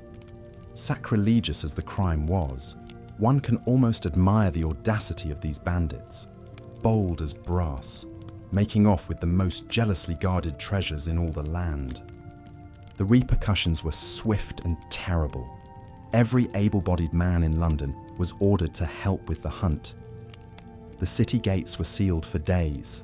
Dozens of suspects were rounded up, and one presumes the jailers weren't too fussed about observing Magna Carta rights. Though most of the jewels were eventually recovered, the crown was damaged beyond repair. This legendary heist later inspired many a ballad and morality tale, with the moral being, of course, that it is easier for a camel to pass through the eye of a needle than for a thief to escape the king's justice. For commoners, even glimpsing the crown jewels was a once-in-a-lifetime experience. Perhaps a chance peek as the royal procession wound its way to Westminster for a coronation, or a tantalizing glint of gold as the monarch sat enthroned in full regalia. Ironically then, for For most medieval folk, the royal crown jewels were like that famous Arthurian quest object, a glimpse of the Holy Grail, radiant and otherworldly, but forever out of reach behind castle walls. Marvellous to dream about, though. Those huge, hypnotically sparkling gemstones, the warmth of that soft, lustrous beaten gold, the sheer majesty embodied in each priceless, timeless treasure. However much the jewels bedazzled the public imagination, for the royals themselves, they could sometimes be a weighty reminder of the burdens of kingship. The 11th century German king Henry III reportedly despised wearing his crown, as it gave him headaches. The 13th century English monarch John was said to have pawned his jewels to finance his disastrous wars, a sign of his spendthrift ways. Perhaps it was a relief to set aside the £8 crown at the end of a long ceremony a day. But even in private, royals couldn't entirely escape the regalia. They wore smaller jeweled diadems and coronets as part of their everyday dress. Their furniture and tableware was festooned with gold and silver. Jewels glittered from every scabbard, goblet and slipper. Such all-encompassing opulence was customary and expected. A medieval king couldn't very well greet the Venetian ambassadors wearing a monk's rough-spun robes and a wooden bowl. Royalty had an image to uphold, one synonymous with the finest things in life, meant to mirror God's heavenly splendor and awe the masses into obedience. In a world of backbreaking poverty for most, rulers had to both look and live the part of the elect. A race of gilded demigods, draped in the most precious earthly treasures known to man. As much as we moderns might raise an eyebrow at such conspicuous consumption, there's no denying the sheer aesthetic pleasure of these magnificent artifacts. Just picture the coronation crown of the Holy Roman Empire, a soaring gold affair studded with sapphires, pearls, and an enormous ocean blue aquamarine. Or the Alfred Jewel, that Anglo-Saxon amulet with its enigmatic enamel portrait as vividly coloured as the day it was fired. These sublime treasures still have the power to enchant and inspire. And though the kings and queens who once wore them are long gone, the crown jewels remain, tangible symbols of the wealth, power, and glory of royalty in times past. More than mere ornaments, they are the glittering stuff of legends. Of course, not all royal treasures were as flashy as gem-encrusted crowns. Monarchs also cherished more understated heirlooms that were no less significant. Take the coronation spoon used to anoint English sovereigns with holy oil, a battered little silver thing about as plain as a bean spoon. But it dated back to the 12th century and was believed to be the only relic to survive the plundering of the crown jewels in the English Civil War. As such, it was imbued with sacral and historic value far beyond its appearance. Or consider the bizarre Reichenau sword and scabbard, a 10th century German weapon with an ornate scabbard of chased silver, patterned with fantastical faces melting into each other. Scholars still argue whether the unsettling designs were meant to evoke the souls of warriors devoured by the blade, or a kingly lineage dissolving into the next. In any case, it is a sublimely eerie piece of craftsmanship and a window into the more outre side of medieval aesthetics. But such grim-seeming oddities were the exception in royal treasure hoards. For the most part, the emphasis was firmly on displays of wealth, beauty, and exquisite workmanship that attested to the refinement and might of the ruling class. Where commoners made do with crudely thatched huts, rag clothing, and leather trenchers, the king and his court enjoyed the ne plus ultra in every department. The most intricate tapestries, the most towering Gothic cathedrals, the most beguiling music. Luxuries like spices, silks, and stained glass were imported at staggering expense from the far reaches of the globe. Teams of tailors, goldsmiths, and furniture makers were kept on permanent retainer to furnish an endless stream of sumptuous goods. The royal wardrobe alone was vast enough to clothe a small city.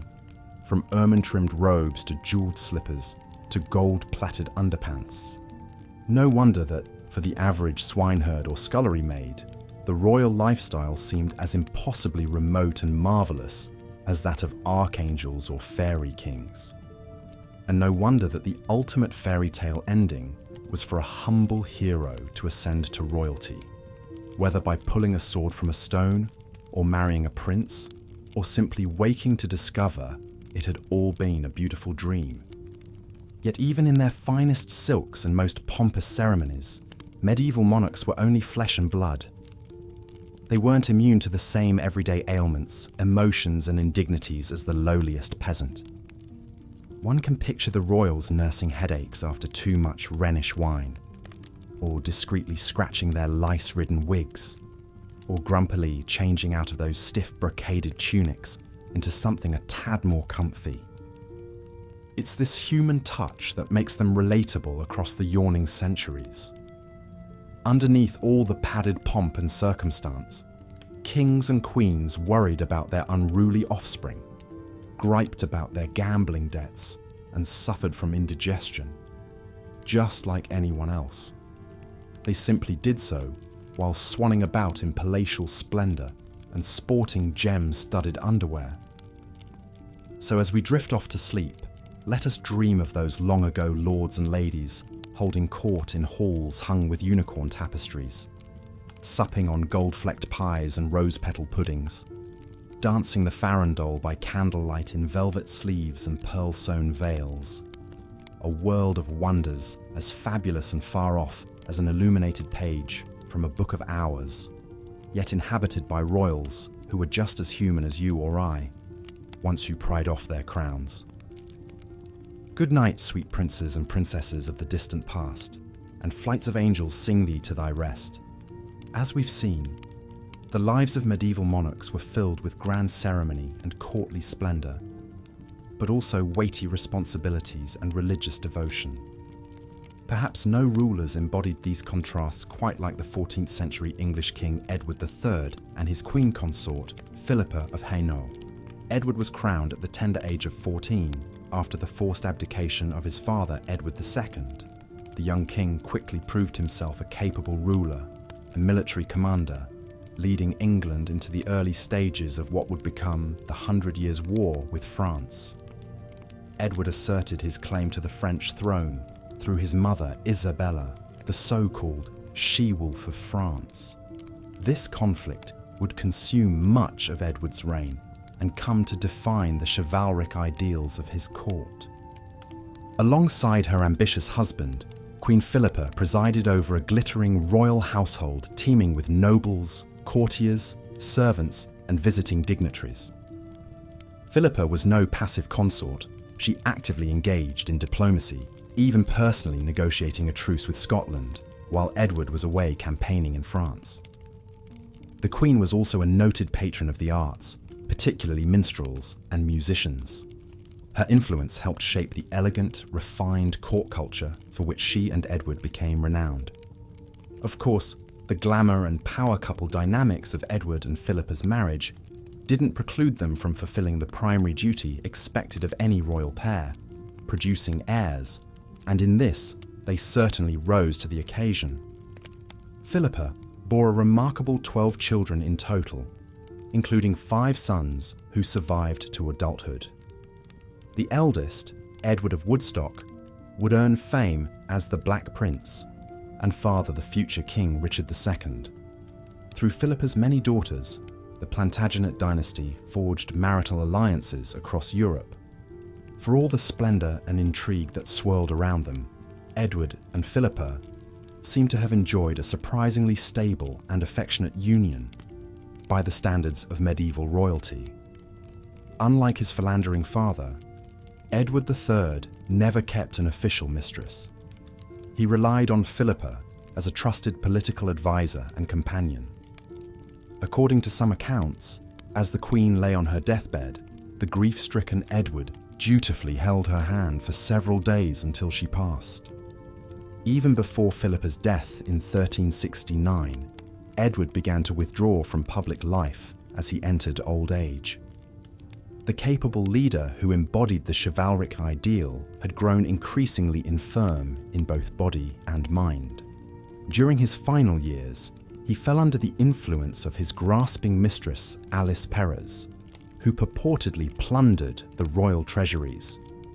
When Edward himself died in 1377, the once glorious Plantagenet dynasty he and Philippa had built teetered on the brink of chaos. Their great-grandson Richard II would prove ill-suited to the throne, eventually deposed by rebellious nobles. But despite the turmoil that followed, the legacies of Edward III and Queen Philippa endured. It was Edward who first established English as the official language of his royal court, a shift away from the French that had long been favoured by the Norman elite. He also founded the prestigious Order of the Garter, still the world's oldest national order of knighthood. For her part, Philippa popularised the name Philippa itself in England, where it had been quite rare, but now took its place in the royal rolls. Even more than their tangible impacts, Edward and Philippa came to embody an ideal of enlightened monarchy, ruling with a mix of piety, chivalry, patronage, and power. In later centuries, when the Tudors and Stuarts looked back to forge an English identity, they often invoked Edward as a model king, a paragon of both warrior courage and courtly grace presiding over a flourishing medieval realm. That these images tend to gloss over the more complicated realities of Edward's reign attests to the lasting pull of Plantagenet legend. Regal power in the Middle Ages was so often a family affair, the fate of bloodlines and kingdoms bound together in a great generational chess match. For Edward III and Philippa, whatever personal affection they may have shared was always interwoven with hard-nosed political calculation. Their marriage joined England to Philippa's native county of Hainaut, creating a vital early alliance in the 100 Years' War to come. These same dynastic imperatives meant that royal children were often treated more as political game pieces than beloved family members. Even for an evidently doting mother like Philippa, her daughters were destined to be used as bargaining chips, their marriages auctioned off to the most promising bidder. Princesses were routinely packed off to distant lands, as young as 10 or 12, to cement an alliance or claim a throne. Such was the case for Edward and Philippa's second daughter, the Princess Isabella. At the age of just 13, Isabella was dispatched to Gascony to marry Edward's close ally, the Lord of Coucy. The young girl's lavish wedding in 1365 served as much a show of English wealth and power as a marriage ceremony. Poor Isabella's elaborate trousseau filled an entire ship, while her dowry of 4,000 marks required another vessel to transport. The Lord of Coucy was so impressed by this ostentatious display, he voluntarily became an English vassal on the spot. Marital statecraft aside, the sheer act of giving birth was a crucial role, indeed a risky duty, for any medieval queen. With minimal understanding of hygiene and medicine, childbed presented moral peril for even the most exalted woman. Doubtless, even Philippa, who enjoyed the era's most advanced obstetric care, felt a shiver of dread each time her belly swelled with child. Perhaps she whispered a prayer to St. Margaret, the patron saint of pregnant women, or clutched an amulet of precious stones believed to aid in delivery. Of course, as with so many aspects of medieval life, royal births were witnessed by many and imbued with great political significance.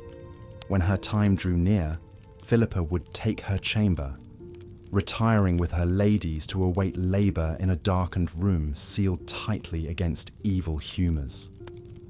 As soon as a new prince or princess issued forth, bells pealed and bonfires blazed to celebrate another successful act of dynastic continuity, and a beaming Edward would dispatch riders to spread news of his expanded brood to all corners of the realm. For royal and peasant alike, children were the keys to power, whether that meant an heir to carry on a royal lineage, or simply extra hands to work the land. But even the most illustrious bloodlines must someday end. Edward III outlived both his beloved queen and his eldest son, the famed Black Prince.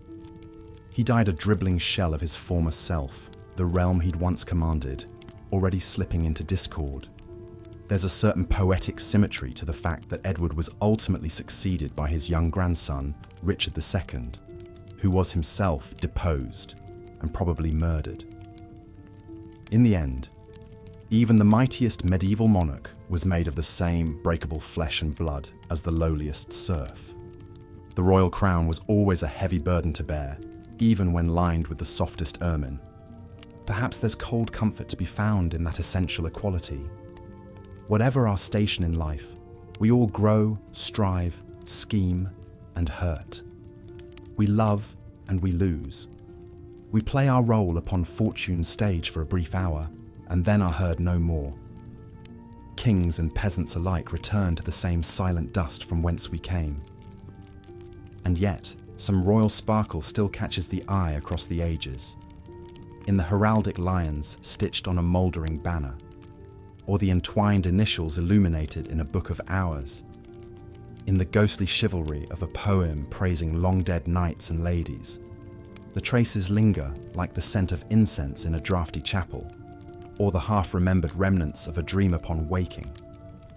A dream of caparisoned steeds prancing down a tilt yard, of minstrels' melodies echoing in a rushes-strewn hall, of a gentle queen dispensing alms to the poor with a gracious hand.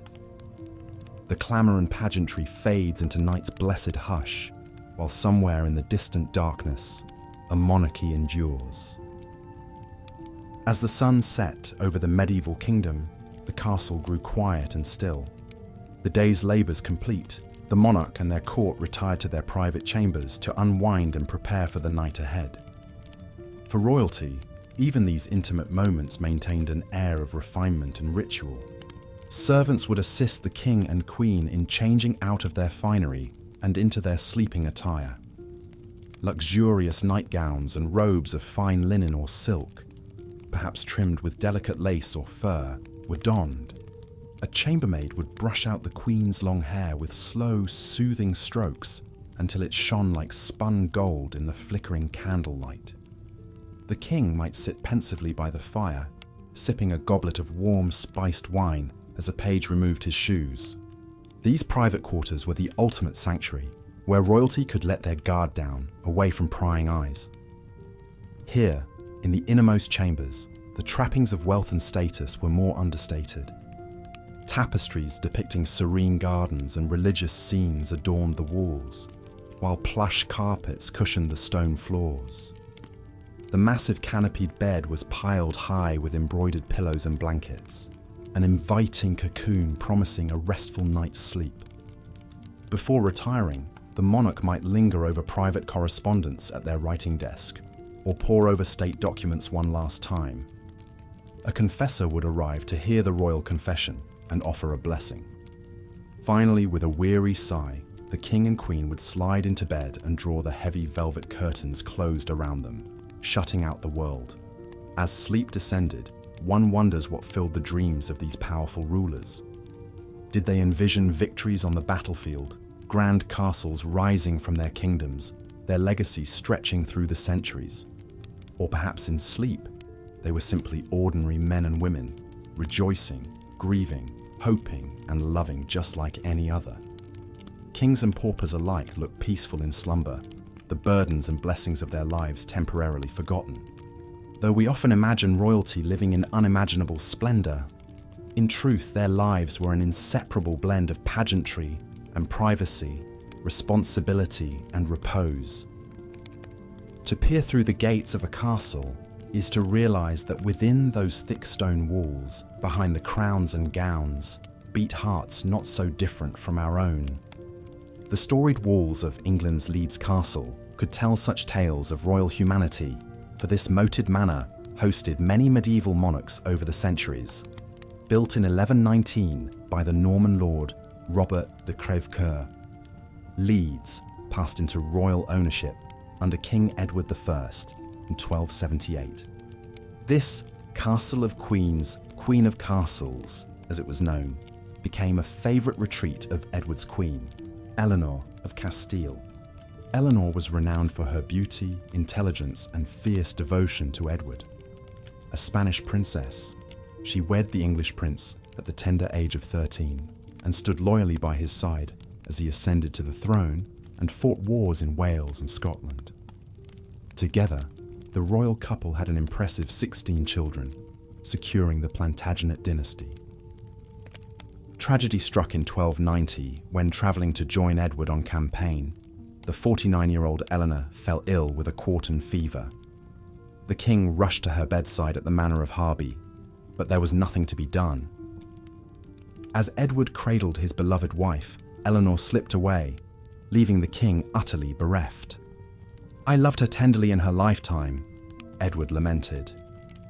"I do not cease to love her now she is dead." In his all-consuming grief, the king erected 12 elaborate stone crosses at each place Eleanor's funeral procession stopped on its journey from Lincoln to London. The Eleanor crosses were Gothic masterpieces, soaring monuments to an extraordinary queen and an enduring royal love. Though only fragments remain today, these crosses stand as a testament to the beating heart inside the crown. For all their wealth and power, the royals of medieval times were not immune to the joys and sorrows that comprise mortal life. They too suffered losses and delighted in triumphs, experienced despair and found hope renewed. Next time you gaze upon a crumbling castle or weather-worn statue, remember the human stories, the laughter and the tears, woven into the very fabric of history. As we wander through the dreamscape of the past, we find connection with our royal predecessors, not in their crowns and castles, but in our common humanity. And so, we bid good night to the kings and queens of old, knowing we share one thing above all, the need for rest at the end of a long day. The candles gutter out, the castle sleeps, and history marches ever onward. Good night, dear viewer, and may your dreams be as sweet as a royal lullaby from long ago. As we delve deeper into the lives of royalty during the Middle Ages, it's worth exploring the unique lifestyle they led, one of immense privilege, but also of isolation and expectation. Kings and queens were seen as embodying the highest ideals of nobility, chivalry, and sanctity. They were meant to be exemplars of virtue, piety, and leadership for their subjects to admire and emulate. However, behind the castle walls, monarchs were often more human than the lofty image presented in the history books. They had desires, flaws, and personal struggles just like anyone else. Marriages were often arranged for political gain rather than love or compatibility. Kings were generally expected to take mistresses discreetly, a tacit reality of court life. Queens might turn a blind eye to such dalliances to maintain stability and dignity. The lack of privacy was another challenge for medieval royals. From the moment they awoke to their last waking hour, monarchs were constantly attended by a retinue of servants, courtiers, petitioners, and advisors. Every move was watched, every decision scrutinized. A ruler's time was rarely their own. They lived in service to their role and the realm. The pressure to project an image of strength, justice, wisdom, and largesse was unrelenting. Perhaps no ruler embodied these tensions more than the 12th century Queen Eleanor of Aquitaine. Born the wealthy heiress to a vast duchy in France, Eleanor first married King Louis VII at age 15. Beautiful, strong-willed, and highly educated, she was more than a typical political pawn. Eleanor even joined Louis on the Second Crusade to the Holy Land, leading her own troops as an Amazonian figure. However, the pious Louis grew resentful of Eleanor's more worldly ways. After 15 years, their marriage was annulled on grounds of consanguinity. But Eleanor's story was just beginning. Within weeks, she wed the young Count Henry Plantagenet, who shortly became King Henry II of England, once Louis's vassal and rival. Eleanor bore Henry 8 children, including the future kings Richard the Lionheart and John Lackland. As Queen of England, Eleanor fashioned herself a cultivated, cunning player on the world's stage.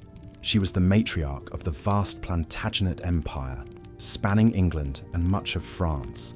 Her court at Poitiers became a centre of courtly love, troubadour culture, and chivalry, the epitome of refined romance. For all her influence and intrigue, Eleanor spent 16 years under house arrest when she supported her sons in a revolt against Henry. Ever resilient, she re-emerged after Henry's death, ruling as regent in Richard's absence. Eleanor's long, tumultuous life showcases the fine line medieval queens had to walk. Though constrained by their gender and role, the most brilliant found ways to carve out agency and influence. They were politicians, patronesses, diplomats, and dynasts, shaping the course of kingdoms, even as they navigated the prescribed boundaries of courtly behaviour. The great Angevin family discord also points to the precarity of even the most powerful royal houses. The privilege of birth was no guarantee of an easy life. Monarchs were beholden to many, to the nobility and gentry whose support they required, to the religious authorities who conferred legitimacy, to the common people who could revolt if pushed too far. Balancing all these interests while trying to impose their own will was a tightrope act. Perhaps that is what makes the royalty of the Middle Ages so enduringly fascinating. These were flawed individuals, shouldering the weighty expectations of their bloodline and station. We can trace the grand arcs of history through their lives, their triumphs and failures, their loves and losses. But we can also find glimmers of more recognizable humanity, parents trying to raise children, couples navigating the complicated dance of arranged intimacy, leaders striving to wield power while keeping their souls. In the final assessment, the royal life was as much of a gilded cage as a pedestal. The lavish trappings of monarchy came with hidden thorns. Every sumptuous feast was underlaid by the spectre of poisoning. Each glorious military campaign risked capture or death far from home. The beautiful ceremonies and rituals masked a life of constant performance. Even a king or queen's bedchamber afforded little true privacy or escape from their duties. So while the pageantry and power of royalty exerts an eternal allure, we might also spare a thought for the human beings beneath the crowns, trapped in the machinations and intrigues that the hands of history had dealt them. Their exalted positions did not inure them from tragedy, heartbreak, or the knowledge that their personal legacies would be the stuff of chronicle and memory for centuries to come. It was a rarefied existence, privileged beyond measure, but also binding and burdensome in its way. As we conclude our journey through the lush, dramatic, but also surprisingly human annals of medieval royalty, one might feel both a sense of distance from and kinship with these storied sovereigns of old. The world they inhabited was in many ways impossibly different from our own, steeped in strange traditions and striking inequities. And yet, when we look past the ermine-trimmed robes and jeweled crowns, we find familiar struggles, hopes, and imperfections. In the end, perhaps that is the most enduring lesson the royals of the Middle Ages can impart from across the centuries, that no matter how high one's station or dire one's circumstances, we all share a common humanity that binds us together.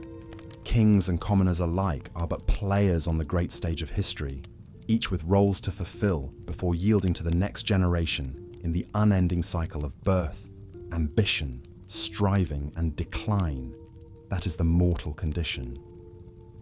So as we drift off to dream of chivalrous knights and resplendent queens in their towering castles and soaring cathedrals, let us carry with us a kernel of empathy for these impossibly distant and yet strikingly relatable figures. For in the final accounting, we are all united by the same fears and foibles, the same yearning to love and be remembered, to forge meaning and connection in our brief turn upon this earth. And with that, my dear friends, we come to the end of our reverie. If this visit to the realms of medieval royalty has proven a pleasant diversion, perhaps you would do this humble chronicler the kindness of sharing this tale with other curious souls in search of a bedtime yarn. Your interest is the most treasured coin in our storytelling coffers. Until we meet again on some other narrative shore, I bid you the very warmest of goodbyes, and may your own dreams be as sweet as a minstrel's lullaby echoing through the peaceful night air. Fare thee well.